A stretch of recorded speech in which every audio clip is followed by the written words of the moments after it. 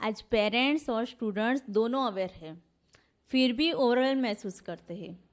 Parents चाहते हैं कि बच्चा हैप्पी एंड कॉन्फिडेंट बने और स्टूडेंट्स चाहते हैं कि हाई स्कोर आए, वो भी बिना स्ट्रेस के।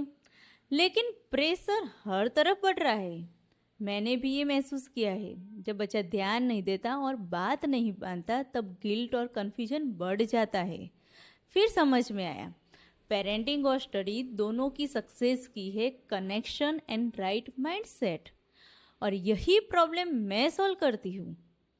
पेरेंट्स को प्रेशर से लव और कन्फ्यूजन से क्लैरिटी तक लाना मेरे प्रोग्राम जॉयफुल पेरेंटिंग के थ्रू, और स्टूडेंट्स को स्ट्रेस फ्री हैबिट डेवलप कराना मेरे program study smart score high के थ्रू। जब घर में कनेक्शन स्ट्रांग होता है तो करेक्शन और प्रेशर खुद ब खुद कम हो जाते हैं। लेट्स रेज हैप्पी, फोकस और emotionally strong learners with Joy, purpose and conscious growth. Have a joyful parenting.